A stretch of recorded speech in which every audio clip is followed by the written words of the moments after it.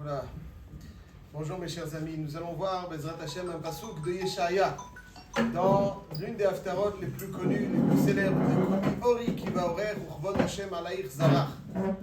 Kumi Ori qui va orer. Akadosh Baruch Hu donc appelle Yerushalayim à rayonner. Et dans cette haftara qui se trouve dans le Yeshaya Perek Samer, Pasuk Chai. Perek Samer, Pasuk Chai. Nous dit le Navi comme ça, Yeshaya. Lo yishama od Hamas be'artzech.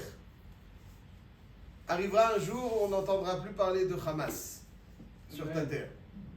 Shod va shever bigvulaïch. On n'entendra plus de pillage, de brisure sur ton territoire. Vekarat Yeshua chomotaïch. Et la Yeshua dont tu bénéficieras sera ta muraille. Plus besoin de muraille. La Yeshua éclatante sera ta muraille. Quand on obtient une Yeshua éclatante, ça devient notre muraille. Ush'araïr tehila. Et tes portes seront inondées de gloire.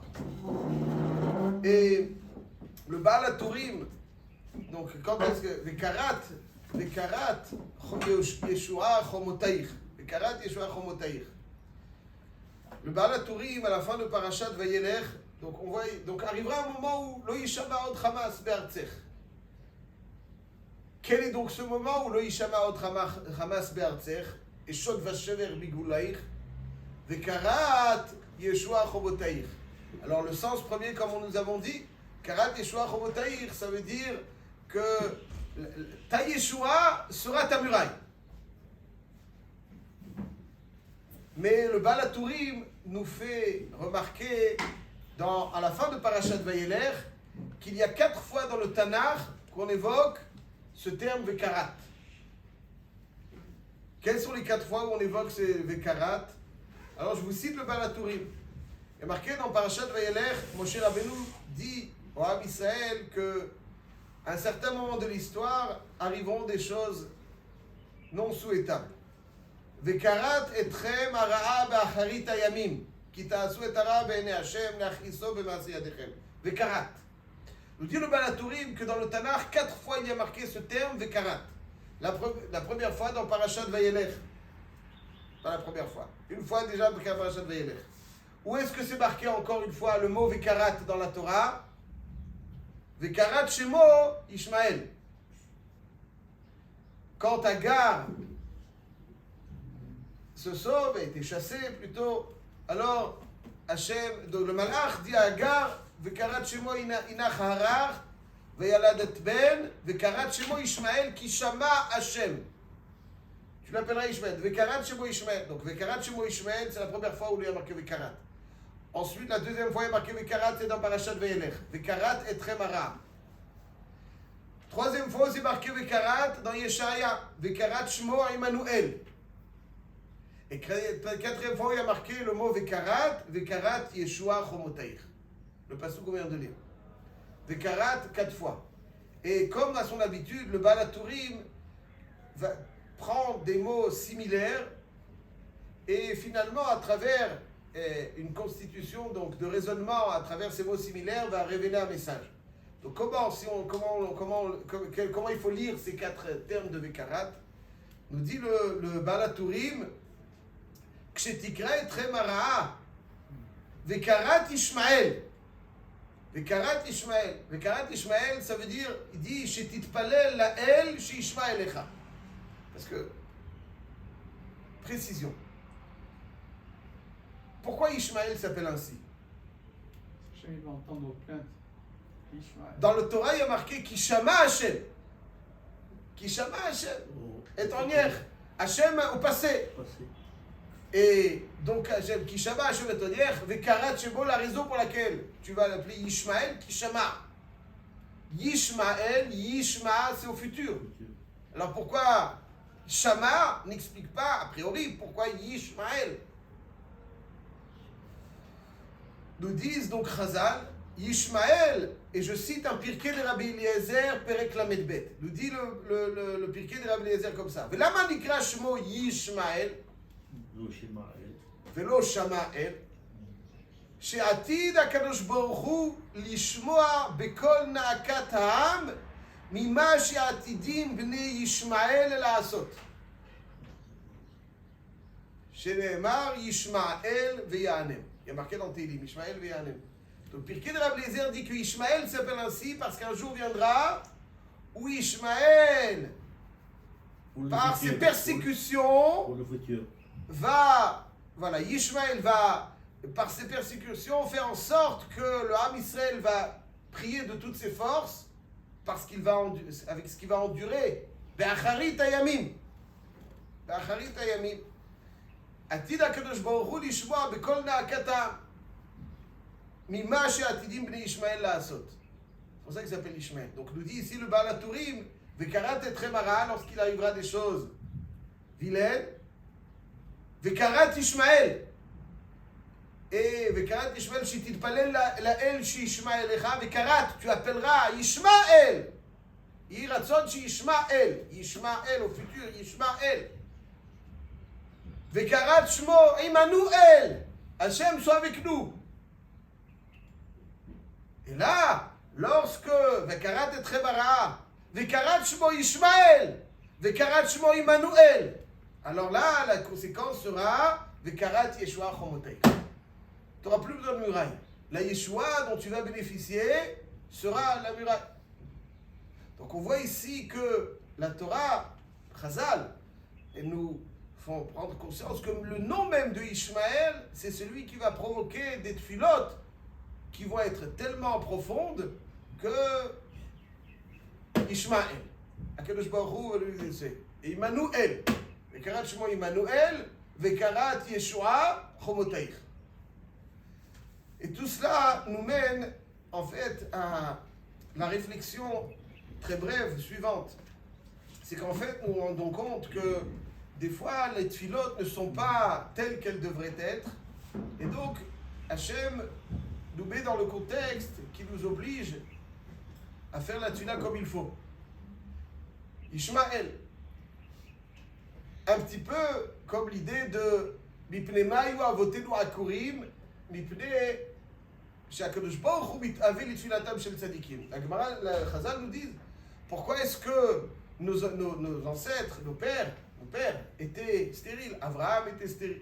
Abraham n'a pas eu d'enfant avec Sarah, Yitzhak avec Rivka. Pourquoi ça s'est passé comme ça? Pourquoi il fallait que ce soit comme ça?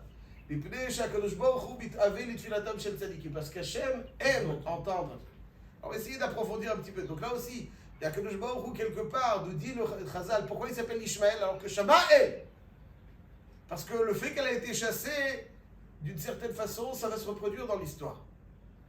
Ils vont se sentir, et donc ils vont et après donc ils vont provoquer cette fille-là qui va amener toute la Yeshua. Et ça fait partie de l'essence même de la tfila. Voyons un petit peu. Est-ce que la mitzvah de la tfila est une mitzvah assez de Horaïta? Réponse oui. Allah dit comme ça. Le Rambam dit comme ça. Au début d'une Ilchot Tfila, le Rambam nous dit mitzvah assez litpalel bechol yom. Où est marqué dans la Torah qu'il faut faire la tfila chaque jour? Où c'est marqué dans la Torah? Va'avadtem et Hashem elokechem. Vous allez servir Hashem. U'lovdo bechol levavchem. Servir Hashem. Et alors, où est-ce qu'il est marqué qu'il faut faire la tfila? Avodah shebalev zot tfila. Faites bien attention. Avodah shebalev zot tfila. Ça veut dire servir Hashem avec son cœur. Comment est-ce qu'on sert avec Hashem avec son cœur? Avec la tfila. Faites bien attention. Ça nous permet de mieux comprendre la profondeur de la tfila. Parce qu'en fait, pour dire les choses de façon très concise, même si c'est un sujet qui mérite un gros développement. Chora, quand un enfant demande à son papa ce dont il a besoin, qui est au service de qui? L'enfant au service du papa ou le papa au service de l'enfant? Le papa au service de l'enfant. Quand on demande à Hachem ce dont on a besoin, qui est au service de qui? Nous à son service ou lui au nôtre? C'est lui au nôtre. La tfila, on demande ce qu'on a besoin.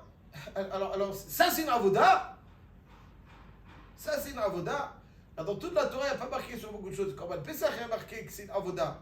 Les Tilat Oulav, il n'y a pas marqué que c'est une avoda. Achilat Matzah, Alors que la tefila, c'est pour obtenir a priori ce dont on a besoin. Donc c'est lui qui est à notre service.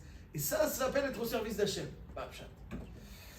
Pourquoi ça s'appelle une avoda? En plus, il y a une question fondamentale dans la tefila qui est la suivante. C'est que si un homme de chair et de sang a besoin, ne sait pas toujours ce qu'il manque. Donc on a besoin de solliciter. Mais Hachem sait très bien ce qui nous manque. Il y a deux choses l'une. Ou on mérite la chose alors qu'il devrait nous la donner sans la tefila. On ne la mérite pas et avec la tefila, à quoi ça sert quoi? Parce que tu le lui demandes, alors quoi? Il va craquer si tu insistes. Vadaï que la tefila nous permet d'être jugés avec rachamim. Ça c'est vadaï. On peut ne pas obtenir quelque chose depuis midat adin, midat rachamim. Mais ça va beaucoup plus loin. La tefila, c'est une avoda. Alors sans quoi c'est une avoda? C'est-à-dire quoi c'est une avoda? J'ai dit l'objectif de la tefila, l'objectif ultime de la tefila, n'est pas simplement d'obtenir. Si je demande à quelqu'un, pourquoi tu pries? Parce que je me parle à ça, parce que j'ai besoin de santé, c'est ça l'unique objectif de la tefila? C'est pas l'unique objectif de la tefila. Faux. L'objectif, peut-être principal de la tefila, c'est de se sentir dépendant. C'est ça la tefila. La tefila, c'est se sentir dépendant. C'est une avoda chez Balev, c'est-à-dire je sers Hachem, je me soumets à lui. Je le sollicite parce que je sais que de lui vient tout. Et en le sollicitant, j'intègre cette réalité et je me sens tributaire et dépendant de lui.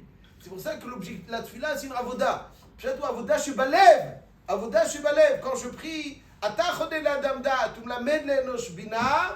c'est toi qui offres à l'homme la sagesse.